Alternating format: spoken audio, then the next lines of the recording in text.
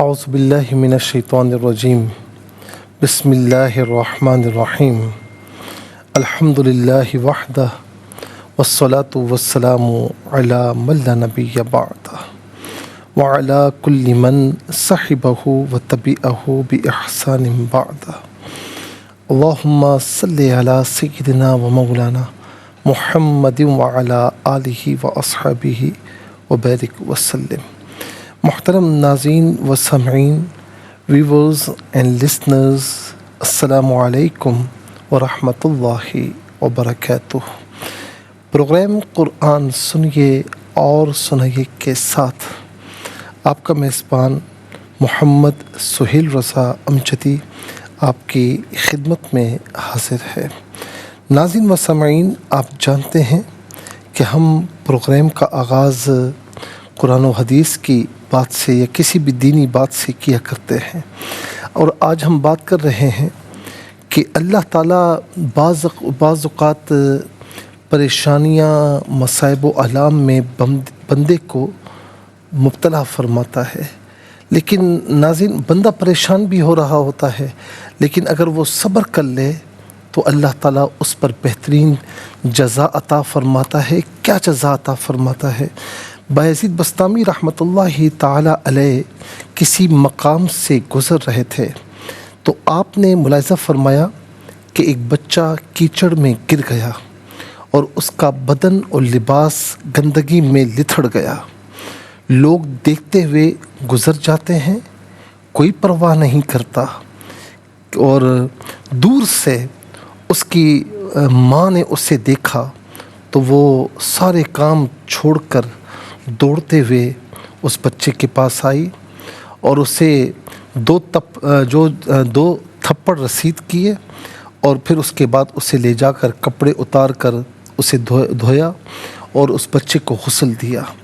پھر وہ بچہ پاک صاف ہو کر سب کے سامنے موجود تھا۔ ناظرین، بایزید بسطامی رحمۃ اللہ تعالیٰ علیہ نے ماں کی اس محبت کو دیکھا تو وجد میں آ گئے، ایک وجد طاری ہو گیا۔ فرمایا کہ یہی حال ہمارا اور رحمت الہی کا ہے۔ ہم گناہوں کے دلدل میں لتھڑ جاتے ہیں، کسی کو کیا پرواہ، لوگ دیکھتے ہوئے گزر جاتے ہیں، لوگ پرواہ بھی نہیں کرتے، مگر رحمت الہی کا دریا جوش میں آتا ہے، ہم کو مصیبتوں کے ذریعے درست کیا جاتا ہے، اور اللہ تبارک و تعالی ہمیں توبہ اور عبادات کے پانی سے غسل دے کر صاف فرما دیتا ہے۔ یاد رکھیں ناظرین کہ حدیث پاک میں ہے کہ جو ان دمعۃ العاصی تطفئ غضب الرب، کہ بے شک جو گناہ گار کے آنسو ہوتے ہیں نا، وہ رب کے غضب کو بجھا دیتے ہیں۔ تو ناظرین، جس طرح وہ بچہ گندا تھا، گندگی میں لتھڑا ہوا تھا اور سب دیکھ رہے تھے، اس کی ماں دوڑتے ہوئے آئی، اسے گھر لے کر گئی، اس کے کپڑے صاف کیے، اس کو نہلایا اور پھر دوسرے کپڑے پہنا دیے، اور وہ بچہ جو ہے وہ صاف ستھرا ہو کر باہر اپنے دوستوں میں آیا۔ تو ناظرین و سامعین، اسی طریقے سے ہم گناہوں میں لتھڑے ہوئے ہوتے ہیں۔ کبھی اللہ تعالیٰ مصائب و آلام ہم پر جو ہے وہ نازل فرماتا ہے، ہم مصیبتوں میں آتے ہیں، مشکلات میں آتے ہیں، صبر کی توفیق عطا فرماتا ہے تو ہمیں گناہوں سے پاک صاف فرما دیتا ہے، اور مزید برآں پھر ہم اس کی بارگاہ میں توبہ کرتے ہیں، اپنے گناہوں کی وجہ سے آنسو بہاتے ہیں، تو ان آنسوؤں سے ہمارے گناہوں کو جو ہے وہ دھو ڈالتا ہے اور ہمارے وجود کو پاکیزگی عطا فرماتا ہے۔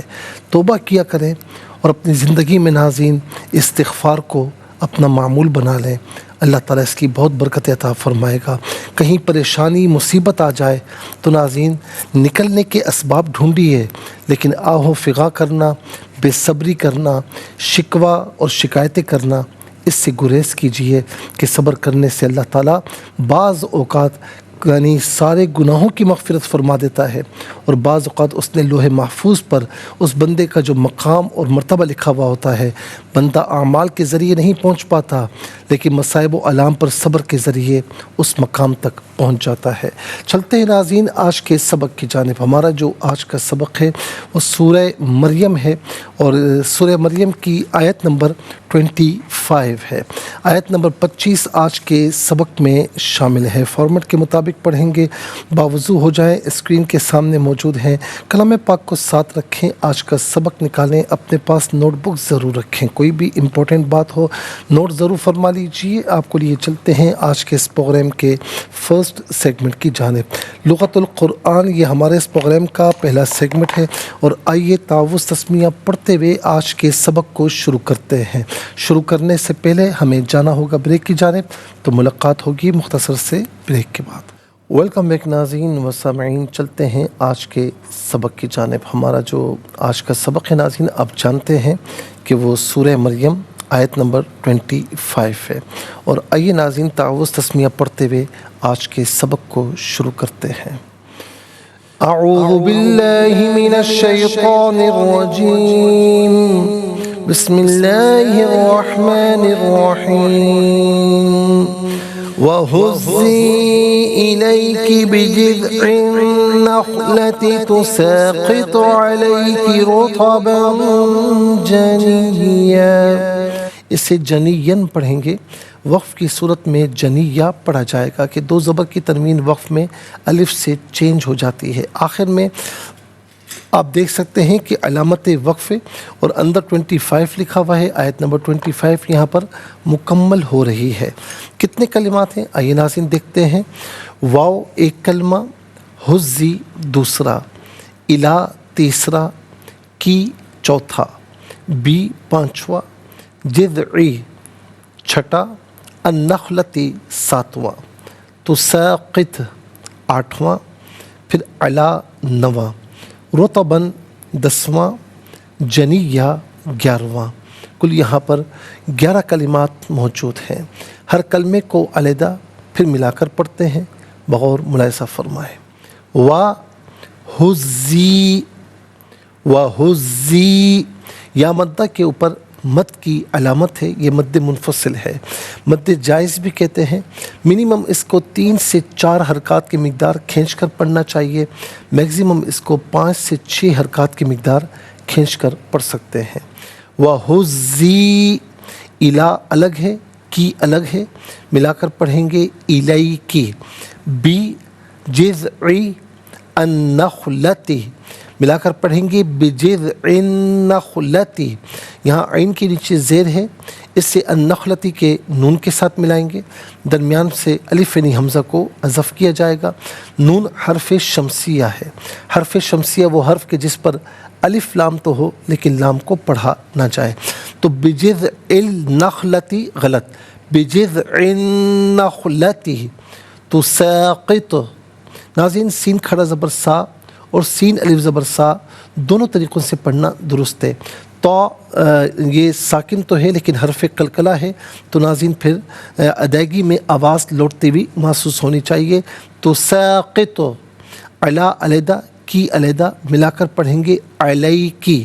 رطباً، را پر پیش ہے، را کو پر کر کے پڑھا جائے گا، اور رطباً میں با پر 2 زبر کی تنوین ہے، تنوین کے بعد جیم حرف اخفا ہے، تو تنوین کو یہاں پر اخفا کے ساتھ پڑھیں گے۔ اخفا کہتے ہیں ناک میں آواز لے جا کر گنگنانا۔ رطباً جنیًا، یہاں وقف کریں گے تو جنیہ پڑھا جائے گا۔ آئیے ناظرین چلتے ہیں کلمات کی لغت اور گرامر کے اعتبار سے تحقیق اور ترجمے کی جانب۔ سب سے پہلے جو آج کا سبق ہے ہم وہ لکھیں گے، پھر اس میں جو کلمات ہیں، اسماء افعال حروف کون سے ہیں ان کی نشاندہی کی جائے گی، تحقیق و ترجمہ بھی عرض کریں گے قرآن اور اردو کے حوالے سے کہ وہ کلمات جو عام طور پر آپ قرآن میں پڑھتے ہیں اردو میں بھی یوز کی جاتے ہیں ان کی نشاندہی ہوگی۔ بسم اللہ الرحمن الرحیم۔ وَحُزِّی،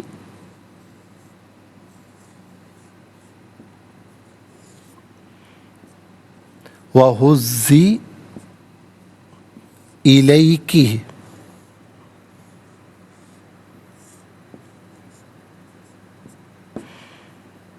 بجذع النخلة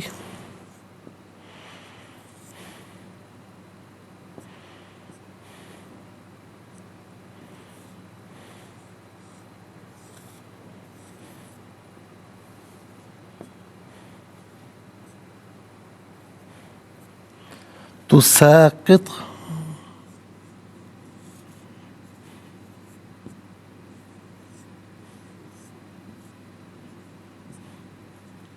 عليك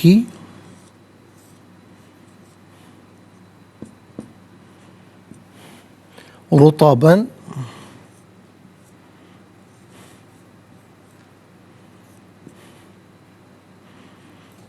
جنيا.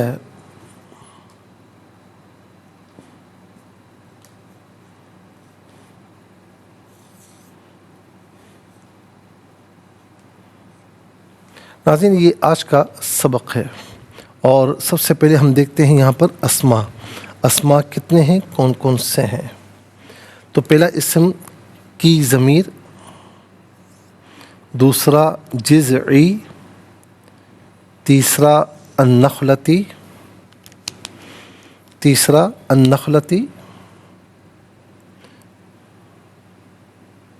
اور اس کے بعد ناظرین یہاں پر آپ دیکھ سکتے ہیں کی ضمیر تو نمبر 1 ہی آئے گا، چوتھا رطبن، اور پانچواں جنیہ. 5 اسما ہیں، کل 5 اسما ہیں. پہلا کی ضمیر،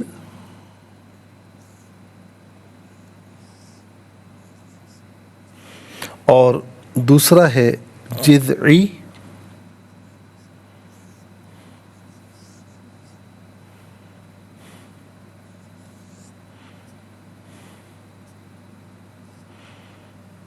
تیسرا ہے النخلتی،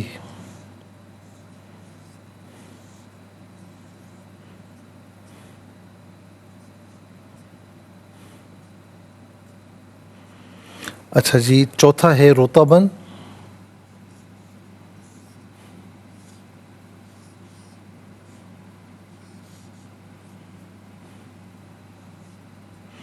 اور پانچواں ہے جنیہ.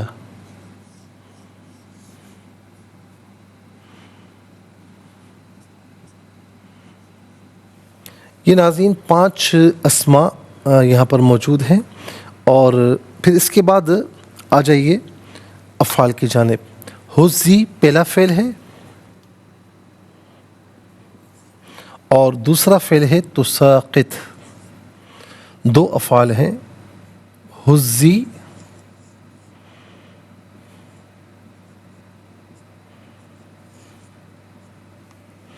اور تساقط.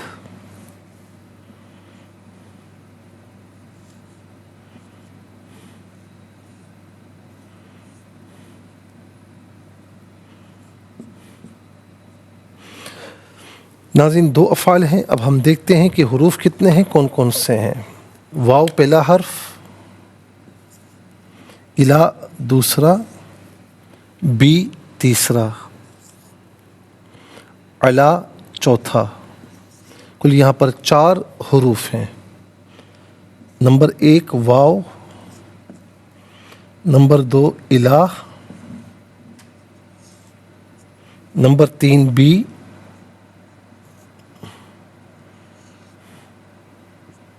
نمبر 4 علا. ناظرین 5 اسما، 2 افعال، 5 اور 2 7، 7 اور 4 حروف، تو کل ملا کر آپ دیکھ سکتے ہیں کہ 11 کلمات ہیں. کل ملا کر 11 کلمات ہیں.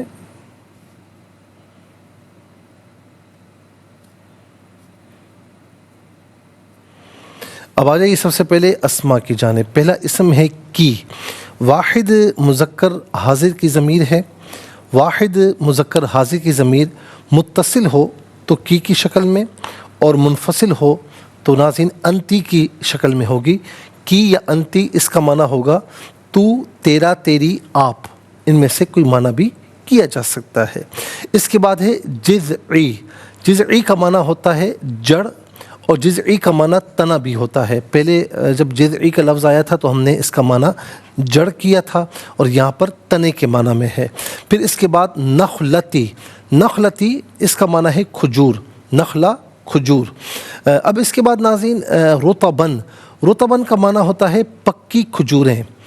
رطبہ پکی کھجوریں. جنیہ تر و تازہ. جنیہ تر و تازہ. اب اس کے بعد آ جائیے افعال کی جانب. پہلا فعل ہے حزی. حزی فعل امر حاضر معروف صیغہ واحد مؤنث حاضر. فعل امر وہ فعل کہ جس میں کسی کام کے کرنے کا آرڈر دیا جائے, حکم دیا جائے, اسے فعل امر کہتے ہیں. تو حزی کا معنی کیا ہوگا؟ آپ ہلائیں یا تو ہلا. آپ ہلائیں یا تو ہلا. ان میں سے قرینے کے اعتبار سے کوئی معنی بھی کیا جا سکتا ہے. تساقط اصل میں تھا تساقطو.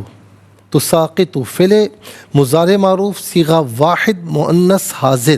اس کا معنی کیا ہوگا کہ تو گراتی ہے یا تو گرائے گی. تو ساکت فعل مضارع معروف صیغہ واحد مؤنث غائب ہے, کیونکہ مؤنث غائب کا صیغہ اور مؤنث حاضر کا صیغہ بظاہر جو ہے اس کی شکل ایک ہی ہوتی ہے, دونوں میں شروع میں تا آتا ہے. تو ساکت فعل مضارع معروف صیغہ واحد مؤنث غائب. اس کا معنی ہے کہ وہ گراتی ہے یا وہ گرائے گی. اب یہاں پر ناظرین یہ اصل میں تھا تو ساقتو, تو پر پیش تھا, لیکن یہ جواب امر ہے. حزی امر ہے, یہ جواب امر ہے, تو جواب امر کی وجہ سے تو ساکن ہوا. اس کا معنی کیا ہوگا؟ گرائے گی. کون گرائے گی ناظرین؟ یعنی وہ جو کھجور کا تنا ہے یا کھجور کا درخت ہے اس میں سے یعنی وہ درخت گرائے گا. چونکہ یہ نخلا جو ہے وہ مؤنث کا صیغہ ہے, اس لیے یہ تو ساکت مؤنث غائب کا صیغہ ہے. ورنہ ترجمے میں گرائے گا تو وہ آ سکتا ہے. ترجمے کا اعتبار نہیں کیا جاتا, صیغے کا اعتبار کیا جاتا ہے. تو صیغے کے اعتبار سے وہ مذکر یا مؤنث ہوتا ہے, تو یہ صیغے کے اعتبار سے مؤنث ہے. تو ساکت گرائے گی. پھر اس کے بعد ناظرین چلتے ہیں حروف کی جانب. حروف کی جانب واو کا معنی ہے اور, الا غایت کے لیے استعمال ہوتا ہے. اس کا معنی طرف کی طرف. ان میں سے کوئی معنی بھی کر سکتے ہیں. پھر اس کے بعد ہے بی. بی یہ ساتھ مدد تعاون عوض کے معنی میں ہوتا ہے اور بعض اوقات کا کو کی کے معنی میں بھی ہوتا ہے. یہ کو کے معنی میں ہے یہاں پر.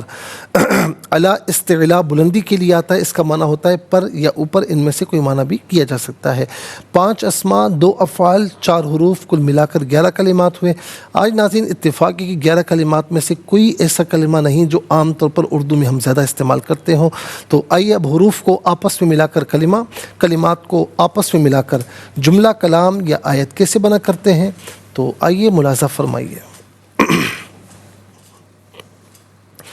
واو زبر وا, ہا زا پیش حز, زا یا زر زی, و حز زی, حمزہ زر ای, لام یا زبر لی, کاف زر کی, ایلی کی, و حز زی ایلی کی, با زر بی, جیم زال زر جز, عین نون زر عن, بجز عن, نون خا زبر نخ, لام زبر لا, تا زر تی, نخلتی, بجذع النخلة وهزي إليك بجذع النخلة.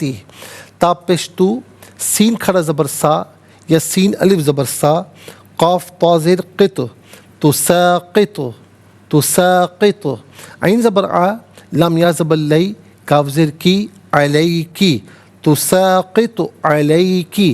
را پیش رو, طا زبر طا, با 2 زبر بن, رو طا بن, جیم زبر جا, نون یا سے نی, یا 2 زبر ین, جانین, رو طا بن جانین. یہاں وقف کریں گے تو ہم پڑھیں گے رو طا بن جانیہ, تساقط علیکی رطبا جانیہ. آئیے ناظرین چلتے ہیں تلاوت کی جانب. سب سے پہلے ہم تلاوت کریں گے ترتیل کے ساتھ.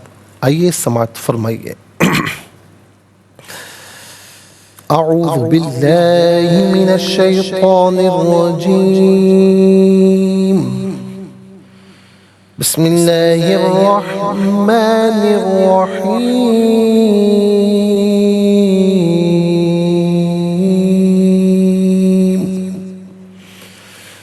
وَهُزِّي إِلَيْكِ بِجِذْعِ النَّخْلَةِ تُسَاقِطُ عَلَيْكِ رطبا جنيا. اب ہم پڑھیں گے ناظرین حدر کے ساتھ، جیسے نماز تراویح میں آپ سنتے ہیں یا پڑھتے ہیں.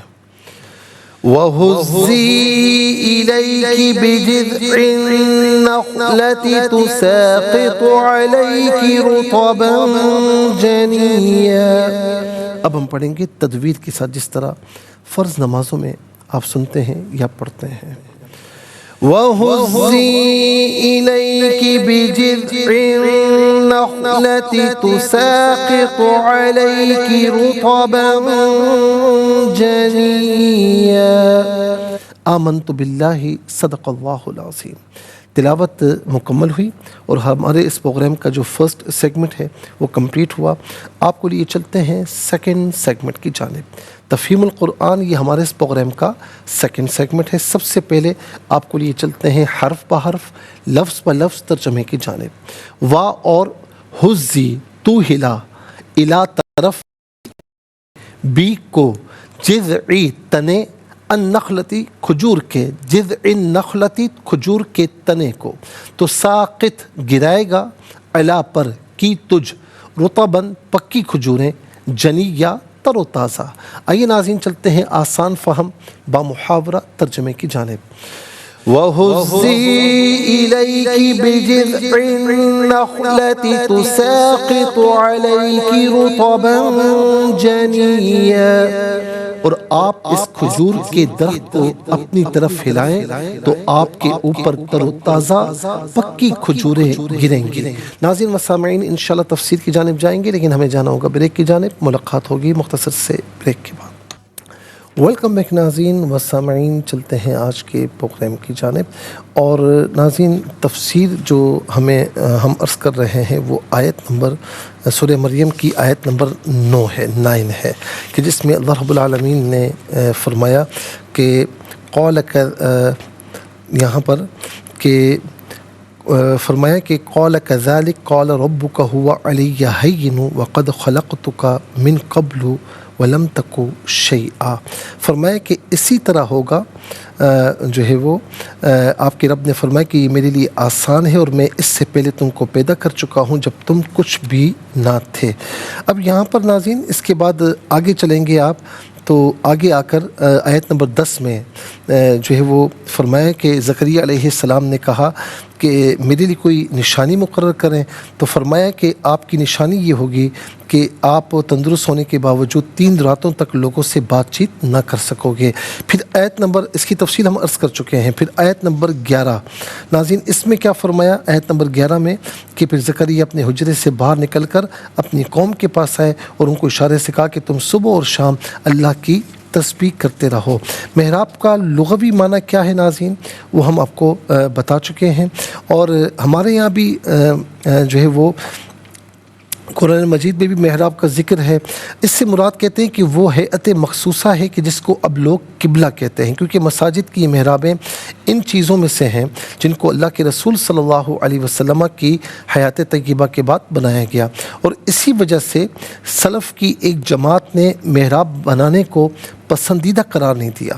اور امام قضائی نے کہا کہ سب سے پہلے عمر بن عبد العزیز رحمۃ اللہ تعالی علیہ نے محراب بنائی، اور وہ اس وقت ولید بن عبد الملک کی طرف سے مدینے میں گورنر تھے جب انہوں نے مسجد نبوی کو منہدم کر کے دوبارہ تعمیر کی اور اس میں اضافہ کیا.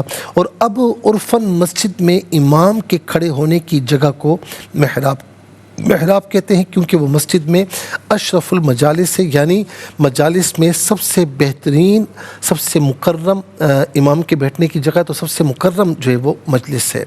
ناظرین و سامعین آپ نے دیکھا ہوگا اب ظاہر ہے کہ امت میں اس کا رواج ہے، اور جو بدعت کا بڑا شور مچاتے ہیں وہ بھی اپنی مساجد میں محراب بناتے ہیں. تو یہ بدعت حسنہ ہے، اچھی بات ہے. اور علماء علیہ سنت، علماء جو ہیں علماء اسلام اس کو قدر کی نگاہ سے دیکھتے ہیں. تو یہاں پر ناظرین امام جب محراب میں کھڑا ہوتا ہے تو آپ نے اکثر دیکھا ہوگا ہماری مساجد میں کہ محراب سے باہر اس کے پاؤں ہوتے ہیں، جب وہ سجدہ کرتا ہے تو وہ محراب کے اندر ہوتا ہے. تو امام حضرت علامہ ابو الحسن علی بن ابی بکر المرغینانی رحمۃ اللہ تعالی علیہ فرماتے ہیں کہ اس میں کوئی حرج نہیں کہ امام کے پاؤں مسجد میں ہوں اور اس کا سجدہ محراب میں ہو، اور اس کا محراب میں کھڑے ہونا مکروہ ہے۔ یہ کچھ لوگ کہتے ہیں کیونکہ یہ اہل کتاب کے طریقے کے مشابہ ہے، تو اسی لیے ہمارے یہاں ناظرین علماء فقہاء کرام یہ بات بیان فرماتے ہیں، یہ مسئلہ بتایا جاتا ہے کہ جی امام بالکل محراب میں کھڑا نہ ہو، لیکن اس طرح کھڑا ہو کہ اس کے پاؤں مسجد میں ہوں، اور جب وہ سجدہ کرے تو وہ محراب میں ہو، تو کوئی جو ہے وہ حرج نہیں ہے، کیونکہ محراب میں امام کا کھڑے ہونا یہ فرمایا کہ اہل کتاب کے طریقے کے مشابہ ہے، ان کے یہاں امام کی اس طرح جگہ مخصوص ہوتی ہے، بخلاف اس کے کہ اس کا سجدہ محراب میں ہو تو اس میں کوئی حرج نہیں کہ پاؤں محراب سے باہر ہیں، مسجد میں ہیں، اور سجدہ محراب میں ہو تو کوئی مسئلہ نہیں ہے۔ پھر یہ فرمایا کہ ابن حمام لکھتے ہیں کہ محراب میں کھڑے ہونے کے دو طریقے ہیں، ایک طریقہ یہ کہ وہ لوگوں سے ممتاز ہو تاکہ اس کے دائیں اور بائیں کے لوگوں پر اس کا حال مشتبہ نہ ہو، حتیٰ کہ محراب کی دونوں طرف دو ستون ہوں اور اس کے سامنے کشادہ جگہ ہو اور اس کی دونوں طرف والے اس کی حال پر مطلع ہوں، تو اس کا محراب میں کھڑا ہونا مکروہ نہیں۔ ناظرین و سامعین، اب اس میں یوں سمجھ لیجیے کہ اب علامہ شامی کی اگر دیکھیں تو وہ رد المحتار میں لکھتے ہیں کہ امام کا غیر محراب میں جو ہے وہ کھڑا ہونا مکروہ ہے، کیونکہ اس سے پہلے علامہ علائی نے یہ کہا کہ سنت یہ کہ امام محراب میں کھڑا ہو، اور ایک اور جگہ کہا کہ سنت یہ کہ امام وسط صف کے مقابل کھڑا ہو۔ تو فرماتے ہیں کہ کیا تم نہیں دیکھتے کہ محاریب یعنی محراب جو مسجد کے ہوتے ہیں اس کے مسجد کے وسط میں بنائے جاتے ہیں تاکہ امام کے کھڑے ہونے کی جگہ متعین ہو، اور ظاہر یہ ہے کہ حکم اس امام کے لیے ہے جو امام راتب ہو، یعنی جماعت اولیٰ کثیرہ کا امام ہو، نہ کہ جماعت ثانیہ کا امام، کیونکہ وہ محراب کے دائیں یا بائیں طرف کھڑا ہوتا ہے۔ بہرحال کہنے کا مقصد یہ ہے کہ بعض نواقف لوگ یہ سمجھتے ہیں کہ محراب مسجد سے خارج ہوتی ہے، اس لیے امام کا محراب میں کھڑا ہونا مکروہ ہے۔ علامہ ابن حمام کی تحقیق سے واضح ہو گیا کہ امام کا محراب میں کھڑا ہونا اس وقت مکروہ ہے جب محراب میں امام کے لیے چبوترا بنایا گیا ہو، ورنہ امام کا محراب میں کھڑا ہونا بھی مکروہ نہیں ہے۔ مسجد سے خارج وہ چیز ہوگی جس کو مسجد بناتے وقت مسجد سے خارج رکھا جائے، اور عرف اس پر شاہد ہے کہ مسجد بناتے وقت محراب کو مسجد سے خارج کوئی بھی نہیں کرتا، وہ مسجد میں ہی شامل ہوتا ہے۔ تو ناظرین یہ سمجھانے کے لیے کہا کہ چونکہ یہ اہل یہود کا طریقہ تھا کہ وہ امام کو، اہل کتاب کا طریقہ تھا کہ وہ امام کو محراب میں کھڑا کرتے تھے، تو اس لیے اس طریقے سے بچنے کے لیے یہ فرمایا کہ پاؤں مسجد میں ہوں اور سجدے میں اگر محراب میں چلا جائے تو اس میں کوئی حرج نہیں ہے، بالکل ٹھیک ہے۔ اور یہ بھی بعض علماء نے لکھا کہ محراب میں بھی امام کا کھڑا ہونا اس وقت مکروہ ہے کہ جب امام کے لیے کوئی چبوترا نما بنایا جائے تو اس وقت امام کا تنہا محراب میں کھڑا ہونا مکروہ ہے۔ اگر چبوترا نہیں ہے تو پھر یہ اہل کتاب کی مشابہت بھی نہیں ہوگی، اور اس صورت میں امام اگر محراب میں کھڑا ہے تو کوئی حرج نہیں ہے۔ ہاں اتنا ضرور ہے ناظرین کہ احتیاط اگر کی جائے تو ظاہر ہے کہ عام اس میں جو ہے وہ مسجد میں اس کے پاؤں ہوں، لیکن سجدے میں جو ہے وہ محراب میں سجدہ ہو تو بالکل ٹھیک ہے۔ رش زیادہ ہے اور امام محراب میں کھڑا ہوا ہے تو اس میں بھی کوئی حرج نہیں ہے۔ تو لب لباب یہ نتیجہ یہ ہے کہ بہرحال امام کے لیے کوئی چبوترا بنایا گیا ہے محراب میں تو اس صورت میں تو ناپسندیدہ ہے، اس کو چاہیے کہ وہ مسجد میں کھڑا ہو اور سجدہ جو ہے وہ محراب میں ہو۔ اور اگر چبوترا نہیں بنایا گیا تو بعض علماء کے نزدیک، کثیر علماء کے نزدیک وہ کہتے ہیں، میں نے بعض کے لیے کثیر علماء کے نزدیک کہتے ہیں کہ اس میں کوئی اہل کتاب کی مشابہت نہیں ہے، تو کھڑا ہونا بھی ناپسندیدہ یا مکروہ نہیں ہے۔ لیکن احتیاط اس میں ہے کہ عام حالت میں اگر وہ مسجد میں کھڑا ہوا ہے اور حالت سجدہ میں اس کا سجدہ محراب میں ہو رہا ہے تو یہ بالکل اچھی صورت ہے۔ رش زیادہ ہے اور امام بالکل محراب میں کھڑا ہوا ہے کہ اس کے پاؤں بھی محراب میں، تو اس میں کوئی حرج نہیں ہے۔ اس کے بعد ناظرین آ جائیے آیت نمبر جو ہے وہ 12 سے لے کر 15 تک 12 to 15. اس میں کیا فرمایا؟ آیت نمبر جو ہے وہ 12 میں فرمایا کہ وَحَنَانًا مِن لَدُنَّا وَزَكَاةً. اچھا 11 میں یا یحییٰ خُذِ الْکِتَابَ بِقُوَّةٍ وَآتَيْنَا الْحُکْمَ صَبِیًّا کہ اے یحییٰ پوری قوت سے کتاب کو لے لو اور ہم نے ان کو بچپن میں ہی نبوت عطا فرما دی تھی. ہم نے بچپن میں ہی ان کو نبوت عطا فرما دی تھی. اس کا مطلب یہ کہ یحییٰ علیہ السلام جب ماں کے وجود میں تھے تو اس وقت بھی اللہ تبارک و تعالیٰ ان کو نبوت عطا فرما چکا تھا، اور ہم نے ان کو فرمایا کہ پوری قوت سے کتاب کو لے لو. تو کتاب اور نبوت ان کو ماں کے وجود میں تھے اس وقت ہی عطا کی جا چکی تھی. پھر فرمایا کہ وَحَنَانًا مِن لَدُنَّا وَزَكَاةً وَكَانَ تَقِيًّا، اور فرمایا کہ اور اپنے پاس سے ان کو نرم دلی اور پاکیزگی عطا کی اور وہ متقی شخص تھے. وَبَرًّا بِوَالِدَيْهِ وَلَمْ يَكُنْ جَبَّارًا عَصِيًّا، اور وہ اپنے ماں باپ کے ساتھ نیکی کرنے والے تھے اور سرکش نافرمان نہیں تھے. وَسَلَامٌ عَلَيْهِ يَوْمَ وُلِدَ وَيَوْمَ يَمُوتُ وَيَوْمَ يُبْعَثُ حَيًّا، اور ان پر سلام ہو جس دن وہ پیدا ہوئے اور جس دن ان کی وفات ہوگی اور جس دن وہ زندہ اٹھائے جائیں گے. ناظرین و سامعین، یہ فرمایا کہ زکریا علیہ السلام کے پاس جب بیٹا ہوا ان کے یہاں تو اللہ تعالیٰ نے اس بیٹے سے فرمایا کہ یحییٰ پوری قوت سے کتاب کو لے لو. کتاب سے مراد تورات ہے. اس کا معنی یہ کہ پوری قوت سے تورات کو حفظ کرو، اس میں غور اور فکر کرو، اس کے احکامات پر عمل کرو. پھر فرمایا کہ ہم نے بچپن میں ہی نبوت دے دی تھی. معمر نے بیان کیا کہ ان کے ہم عمر بچے کہتے تھے کہ آؤ کھیلیں. حضرت یحییٰ فرماتے تھے میں کھیلنے کے لیے پیدا نہیں ہوا. قتادہ نے کہا کہ ان کو 2 یا 3 سال کی عمر میں نبوت دی گئی، لیکن صحیح یہ ہے کہ جب ماں کے وجود میں تھے تو اسی وقت یہ اعلان ہوا. عیسیٰ علیہ السلام کو پیدا ہوتے ہی نبوت دی گئی. حضرت یحییٰ کو 2 یا 3 سال کی عمر میں نبوت دی گئی، اور ہمارے حضور نبی کریم علیہ السلام اس وقت بھی نبی تھے جب آدم علیہ السلام روح اور جسد کے درمیان تھے. ہر نبی پیدائشی نبی ہوتا ہے یا اس کو بعد میں نبوت دی جاتی ہے، اس پر ظاہر ہے کہ کچھ تحقیق ہے اور ناظرین علماء کے مختلف اقوال ہیں. پھر کسی وقت انشاءاللہ ہم یہاں جو ہے وہ ذکر کریں گے. آج کے لیے اتنا ہی کافی، اور اس کے ساتھ ہی ہمارے اس پروگرام کا سیکنڈ سیگمنٹ کمپلیٹ ہوا. چلتے ہیں تھرڈ اور لاسٹ سیگمنٹ کی جانب. قرآن سب کے لیے. ناظرین یہ سیگمنٹ آپ کا سیگمنٹ ہے دنیا بھر سے. آپ ہمیں کالز کر سکتے ہیں، اسکرین پر نمبرز ڈسپلے ہیں. آپ کا تعلق پاکستان سے باہر، دنیا کے کسی خطے کسی ملک سے، اٹھائیے اپنے فون، ڈائل کیجیے نمبرز کو، جوائن کیجیے ہمارے اس پروگرام کو، اور دیکھتے ہیں کہ اس وقت لائن پر ہمارے ساتھ کون ہے. السلام علیکم. وعلیکم السلام ورحمۃ اللہ وبرکاتہ. جی چکوال سے. جی سنائیے. اعوذ باللہ من الشیطان الرجیم. بسم اللہ الرحمن الرحیم. وَهُزِّي إِلَيْكِ بِجِذْعِ النَّخْلَةِ تُسَاقِطْ عَلَيْكِ رطبا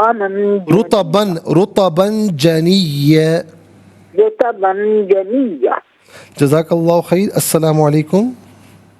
جی وعلیکم السلام. کہاں سے؟ کامبلا والا سے. سنائیے. اعوذ باللہ من الشیطان الرجیم. بسم اللہ الرحمن الرحیم. وَهُزِّي إِلَيْكِ بِجِذْعِ النَّخْلَةِ تُسَاقِطْ عَلَيْكِ رُطَبًا جَنِيًّا. جزاک اللہ خیر. السلام علیکم. وعلیکم السلام ورحمۃ اللہ. صحیح سے. جی سنائیے. بسم اللہ الرحمن الرحیم. وَهُزِّي إِلَيْكِ بِجِذْعِ النَّخْلَةِ تُسَاقِطْ عَلَيْكِ رُطَبًا جَنِيًّا. اچھا بجذع النخلتی نہیں ہے، نخلتی ہے. بجذع النخلتی، ٹھیک ہے، نون پر زبر ہے. جزاک اللہ. اس کو ٹھیک کر لیجیے گا. بجذع النخلتی، نخلتی نہیں ہے. جزاک اللہ. السلام علیکم. وعلیکم السلام. جی کہاں سے؟ انکل جی ابرستان سے. سنائیے. اعوذ باللہ من الشیطان الرجیم. بسم اللہ الرحمن الرحیم. وَهُزِّي إِلَيْكِ بِجِذْعِ النَّخْلَةِ تُسَاقِطْ عَلَيْكِ رُطَبًا جَنِيًّا. ترجمہ: اور آپ اس کھجور کے درخت کو اپنی طرف ہلائیں تو آپ کے اوپر تر و تازہ پکی کھجوریں گریں گی. جزاک اللہ خیر. السلام علیکم. وعلیکم السلام. السلام علیکم. اللہ شکر ہے. کیسی ہے؟ خیریت سے؟ اللہ تعالیٰ آپ کو شفا عطا فرمائے. میں پڑھتا ہوں، آپ اسے دہرا لیجئے. بسم اللہ الرحمن الرحیم. بسم اللہ الرحمن الرحیم. وَهُزِّي إِلَيْكِ وَأُوحِي إِلَيْكَ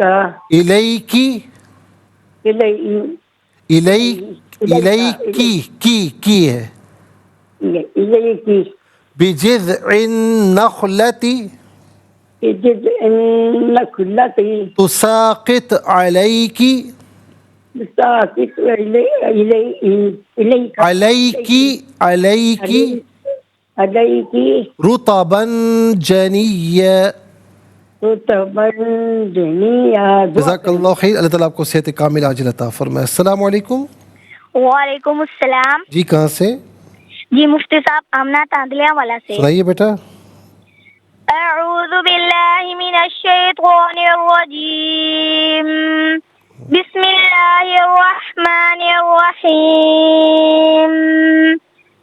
وَهُزِّي إِلَيْكِ بِجِذْعِ النَّخْلَةِ تُسَاقِطُ عَلَيْكِ رُطَبًا جَنِيًّا. ترجمہ: اور آپ اس کھجور کے درخت کو اپنی طرف ہلائیں تو آپ کے اوپر تر و تازہ پکی کھجوریں گریں گی. جزاک اللہ خیر. السلام علیکم. السلام علیکم ورحمۃ اللہ. السلام ورحمۃ اللہ. کہاں سے؟ ایوان سے. بسم اللہ الرحمن الرحیم. وَهُزِّي إِلَيْكِ بِجِذْعِ النَّخْلَةِ تُسَاقِطُ عَلَيْكِ رُطَبًا جَنِيًّا. باقی ماشاءاللہ آپ نے صحیح پڑھا. تساقط میں سین کو باریک پڑھیں گے. تساقط. ٹھیک ہے. جزاک اللہ. السلام علیکم. وعلیکم السلام. کہاں سے؟ انکل جی ابریش فیصلہ آباد سے. جی سنائیے. اعوذ باللہ من الشیطان الرجیم. بسم اللہ الرحمن الرحیم. وَهُزِّي إِلَيْكِ بِجِذْعِ النَّخْلَةِ تُسَاقِطُ عَلَيْكِ رُطَبًا جَنِيًّا. ترجمہ: اور آپ اس کھجور کے درخت کو اپنی طرف ہلائیں تو آپ کے اوپر تر و تازہ پکی کھجوریں گریں گی. جزاک اللہ خیر. السلام علیکم. وعلیکم السلام ورحمۃ اللہ. جی کہاں سے؟ راولپنڈی. سنائیے. اعوذ باللہ من الشیطان الرجیم. بسم اللہ الرحمن الرحیم.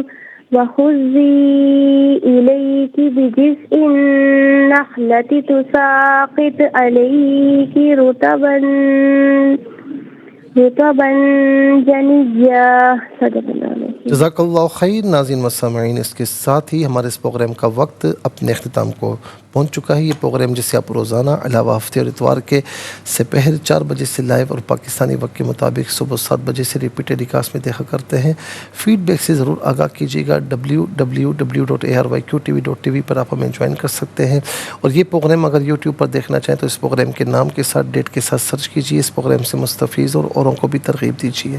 زندگی رہی تو انشاءاللہ کل سیم ٹائم آپ کی خدمت میں پھر حاضر ہوں گے. اس وقت تک کے لیے آپ سے اجازت چاہیں گے. پروگرام قرآن سنیے اور سنائیے کے میزبان محمد سہیل رضا امجدی اور ARYQTV کی پوری ٹیم کو دیجیے اجازت اس دعا کے ساتھ کہ اللہ رب العالمین آپ کا ہم سب کا حامی و ناصر رہے. السلام علیکم ورحمۃ اللہ وبرکاتہ.